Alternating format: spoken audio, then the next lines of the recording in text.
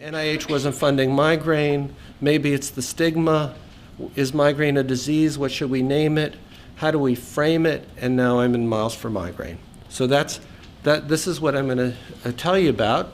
So Joanna showed this slide, and she explained to you that the burden of disease is on the x-axis and the amount of dollars in NIH funding is on the y-axis. And just a little thing for any of you who are mathematically inclined, this is a log-log scale, which means that that distance from migraine to schizophrenia, which is about the same burden of illness as migraine, is much greater than it even appears on that scale. So it is really shocking how bad the NIH funding is for migraine.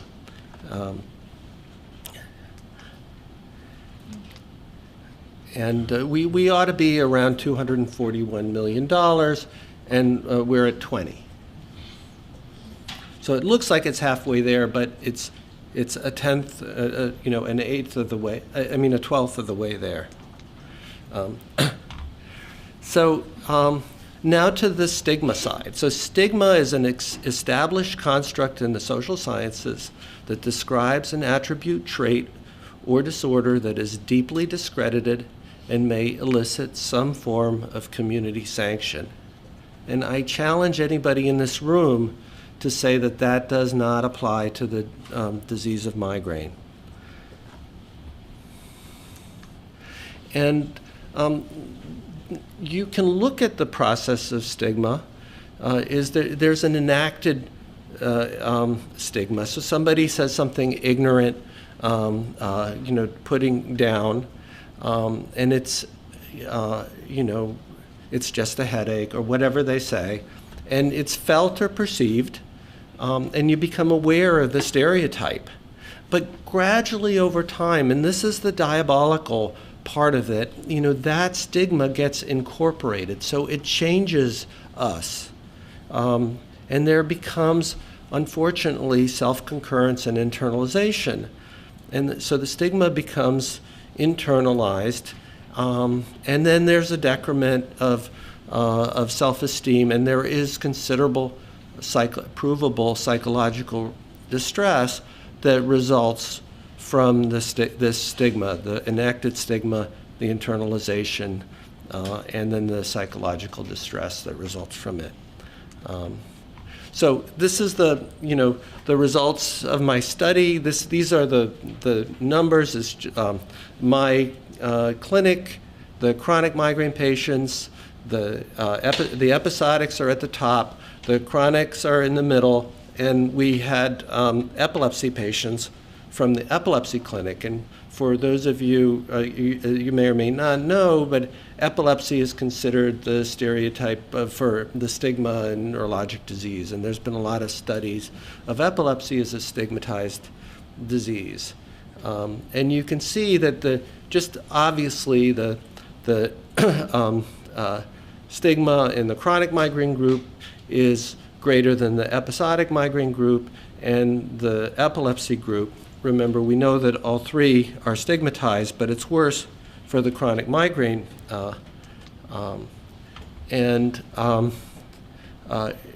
We looked at why this might be true, and we looked at certain factors, and it turns out that the ability to work, and work in the social work best predicts the stigma score that you would get, and that the mental quality of life also connected or was correlated with stigma.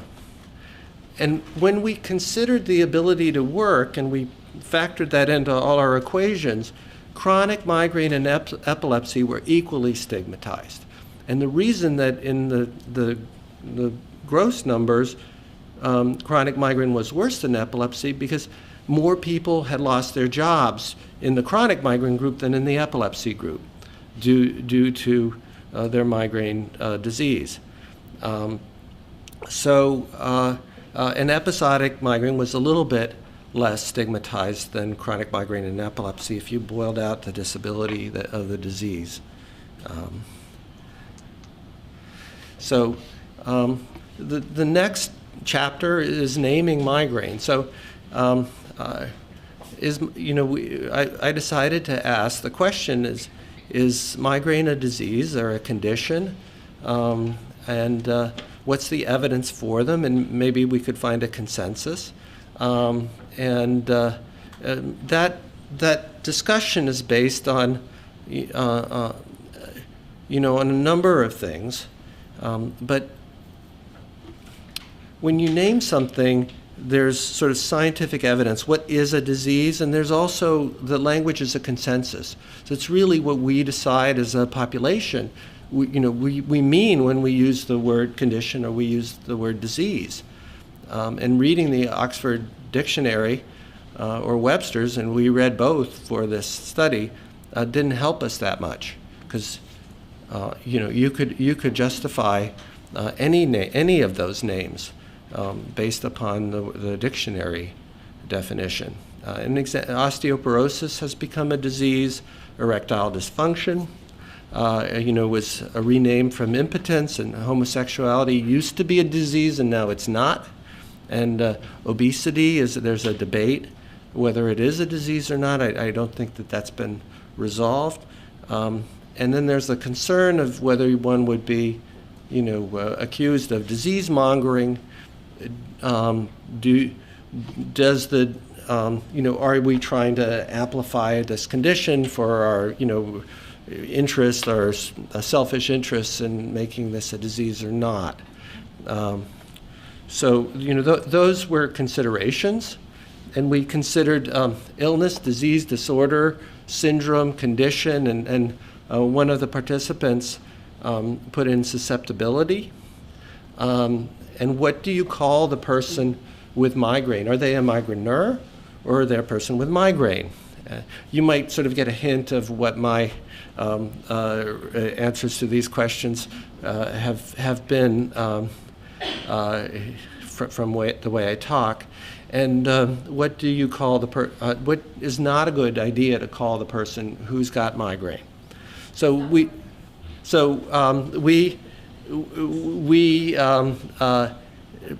put forth a Delphi panel, which it's not what you see in that picture, because it's done on paper. So the idea is that the loud, arrogant intimidator can't sway the argument if it's through email or on paper, and you get ideas. And there was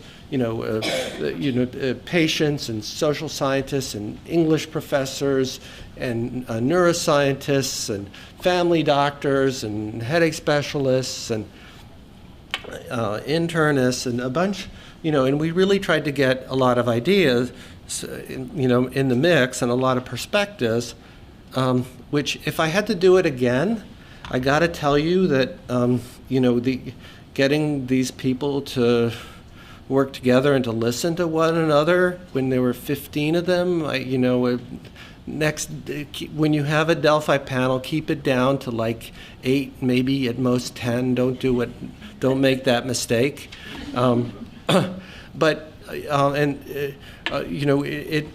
Looking at the discussions we had, because it's all written and you can analyze it later. There's the biomedical evidence. What's for a disease? Is there a change in the organ, physiological or structural change? What is the cultural meaning of disease or condition or susceptibility or whatever? And what is the context in which it is? And as an example, I set forth a bunch of vignettes. So at one extreme, you have an 18-year-old woman who dropped out of high school at 16 and lost 30 pounds because she was vomiting every day, and that might be more likely that you'll call that a disease. And there was the person who had a migraine aura and never got a headache and was concerned for a few minutes that something might be, that they might have a brain tumor, and so they saw a doctor. And it's a curiosity at this point. It's not And I personally would be hard pressed to call somebody who has one or two auras in their life somebody who has a disease. So what is the context in which you are used? And as I hinted at, we didn't agree on too much, but we agreed that one should say migraine and not migraine headache. Unless you're only talking about the pain and nothing else that migraine does to you, which is so very much. And that any words that have a psychiatric flavor should be avoided. We also agreed that sufferer should not be used often. A person, and this is how it's a Buddhist, a pain may be inevitable, but suffering is a choice. And if you want to call yourself a sufferer, it's your choice, but I will try never to call you a sufferer because you have to make that choice. That may be a little hardcore, but I think it's a good principle to have. And that maybe it's really, migraine is such, is a disease of such scope, so many different types of symptoms and levels of severity, that maybe it is actually okay to have some choices to use within the English language of what we're going to call the migraine. As sort of as an overall sense, there was a not consensus. A plurality preferred disease over any of the other choices. And as between migraineur and person with migraine, they were basically tied. I think person with migraine had a little bit a numerical superiority over migraineur. And just to make the argument, or why one would argue against migraineur, it's like saying schizophrenic or epileptic. It bathes, it marinates the person with the condition in their disease. So it's better, I think, to think of someone as, a person who has epilepsy, but that's not who they are. And migraineur is sort of trends towards, calling somebody that. Now, it's to my ear, I was one of the later people to get, seduced over to the person with migraine. It's a little bit more effortful to say that. Migraineur has this nice, like, Frenchy sound. It sounds sophisticated. But I think fundamentally, for me, that's what I came to think. So here is, what I think. These are that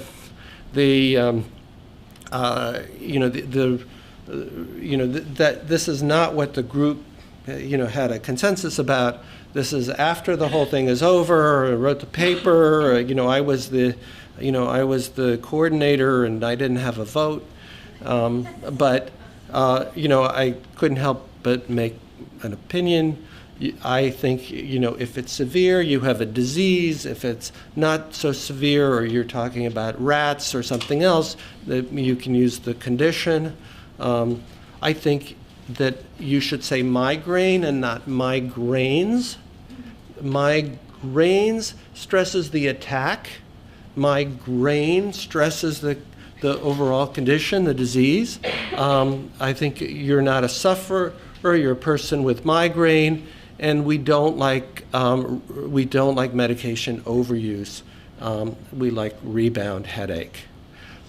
So that comes to the reframing.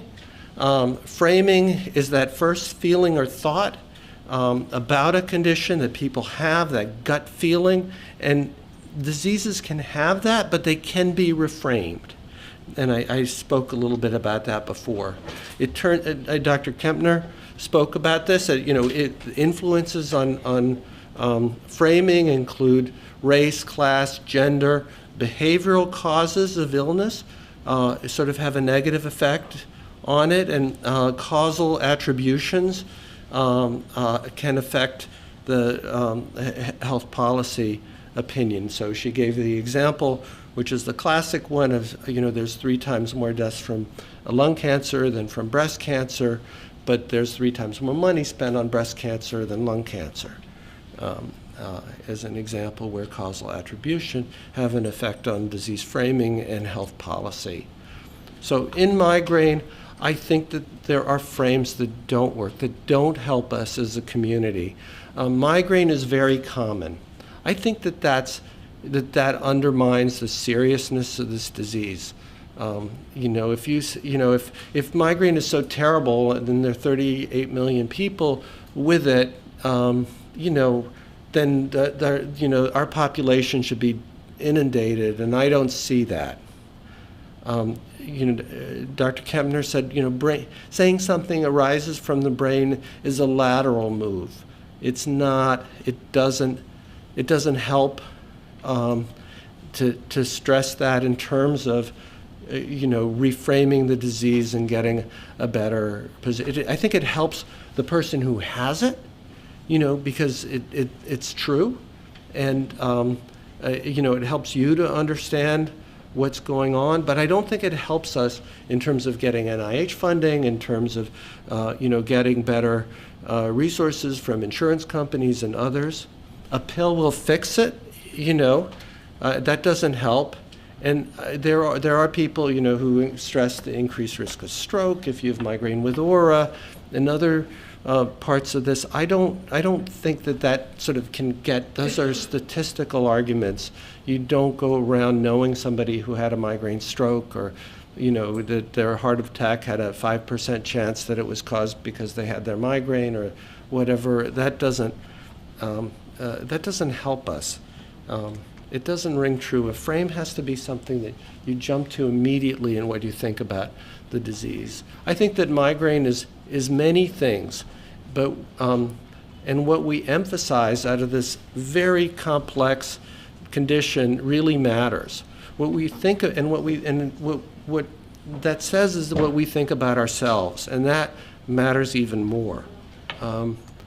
This is, I wrote this for another group, but this is what I think. Migraine patients are never honored for their injury from migraine and their struggle in coping with it. We need to honor the struggle of those who push through it. We need to appreciate their strength and creativity. We need to show that it is unacceptable to stigmatize and bully those who demonstrate strength, perseverance, dignity, and sometimes wit as they manage their complex and mysterious condition, eking out the best life that they can for themselves and for those they care for. So that brings me to Miles for Migraine. I think it really changes the frame.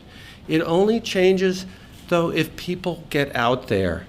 I've had this discussion, and it kind of disturbs me, because you should know that there have been headache doctors who've tried to get patients out there, and they haven't been successful at getting patients to participate in activities and do things. And they say migraine patients won't do anything for themselves. It's the biology of their disease. Their disease makes them want to stay away from things and not get out there. Please help me to prove them wrong. We'll raise some money along the way for research, and we'll make new headache doctors. But more importantly, we will reduce the stigma, because the one thing that the study of stigma has shown is that every advocacy movement that has been successful because people get out and stand up for the disease. From AIDS, some of you may be old enough, like me, to have been adults when there was this shocking transformation of the view of in the frame of AIDS to breast cancer to autism, and we need that. We really need that for migraine. But then everything is easier said than done, except for talking. That's about the same.